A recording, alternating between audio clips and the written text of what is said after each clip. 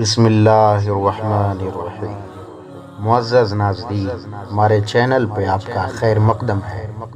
امید ہے کہ آپ بخیر ہوں گے۔ جب حضرت ابراہیم علیہ السلام نے اپنے چچا اور اپنی قوم کو دعوت اسلام دی اور بت پرستی ترک کرنے کی ہدایت دی، تو جواب میں آپ علیہ السلام کو وہ لوگ دھمکیاں دینے لگے اور آپ علیہ السلام کی قوم بت پرستی اور شرک پر مصر رہی اور آپ کی بات ماننے سے انکار کر دیا۔ چنانچہ قرآن کریم میں مذکور ہے، اور جب باپ نے کہا کیا روگردانی کرنے والا ہے تو میرے خداؤں سے؟ ابراہیم، اگر تم باز نہ آئے تو میں تمہیں سنگسار کر دوں گا اور مجھ سے زیادہ دراز تک بے علاقہ ہو جائے، یعنی مجھ سے بہت زیادہ دیر تک، زمانے دراز تک بے علاقہ ہو جائے، کوئی تعلق نہیں۔ دوسری جگہ پر قرآن نے کہا آپ علیہ السلام کی قوم سے کوئی جواب نہ بنایا بجز اس کے کہ انہوں نے کہا کہ اسے قتل کر دو یا جلا دو۔ حضرت ابراہیم علیہ السلام کی قوم نے جب راہ ہدایت کو قبول نہ کیا اور اپنی بت پرستی پر ڈٹی رہی اور آپ علیہ السلام کو دھمکیاں دینے پر اتر آئے، آپ علیہ السلام نے اپنی قوم کے کئی لوگوں پر واضح کر دیا ان بتوں کی حقیقت حال اور ان کی بے بسی پر منکشف ہے۔ اس لیے آپ علیہ السلام نے قسم کھائی۔ بعض روایات کے مطابق آپ علیہ السلام نے یہ بات اپنے دل میں کہی، جبکہ حضرت عبداللہ ابن مسعود کے فرمان کے مطابق آپ علیہ السلام نے اس دھمکی کو بعض لوگوں کو سنا دیا۔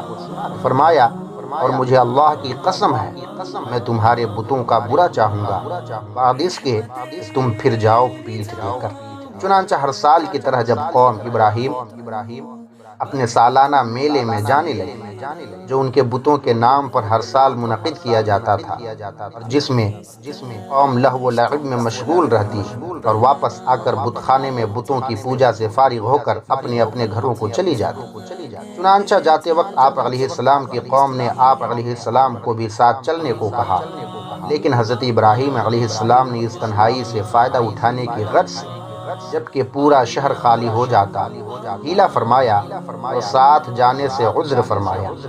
چنانچہ قرآن کریم میں ہے، پھر اس نے یعنی ابراہیم علیہ السلام نے ایک نگاہ ستاروں کو دیکھا اور پھر کہا میں بیمار ہونے والا ہوں۔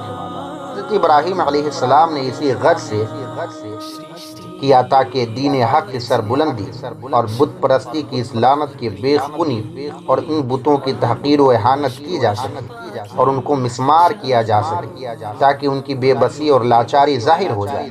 چنانچہ قوم سے حیلہ فرمایا اور بیماری کا بہانہ بنا کر حضرت ابراہیم علیہ السلام شہر میں ہی رک گئے۔ جب تمام لوگ میلے میں چلے گئے، آپ علیہ السلام چپکے سے بت خانہ گئے جہاں سینکڑوں کی تعداد میں چھوٹے چھوٹے بڑے بڑے بت رکھے ہوئے تھے، جن کے سامنے انواع و اقسام کی کھانے، پھل، مٹھائیاں موجود تھی جو بطور تبرک رکھی گئی تھی، اور واپس آ کر قوم یہ تبرک آپس میں تقسیم کر لیتی۔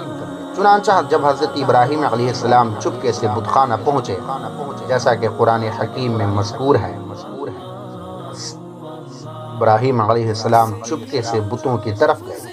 پھر آپ علیہ السلام نے ان بتوں سے تحقیر آمیز لہجے میں ارشاد فرمایا، کہا تم کھاتے کیوں نہیں ہو؟ تمہیں کیا ہوا ہے؟ تم بولتے کیوں نہیں ہو؟ پھر پوری قوت سے ضرب لگائی ان پر، ان کے داہنے ہاتھ پر، اور اسی طرح ان کو مار مار کے مسمار کر دیا۔ پھر کلہاڑی کی مدد سے آپ نے ان بتوں کو مارنا شروع کر دیا، یہاں تک کہ انہیں ٹکڑے ٹکڑے کر دیا، ریزہ ریزہ کر دیا۔ چنانچہ قرآن کریم میں مذکور ہے، بس آپ نے انہیں ریزہ ریزہ کر ڈالا۔ حضرت ابراہیم علیہ السلام نے ان بتوں کو چورا چورا کر دیا اور ایک سب سے بڑے بت کو چھوڑ دیا تاکہ قوم واپس آ کر اسے سوال کرے، مگر ان کے بڑے بت کو کچھ نہ کہا تاکہ وہ لوگ اس کی طرف رجوع کریں۔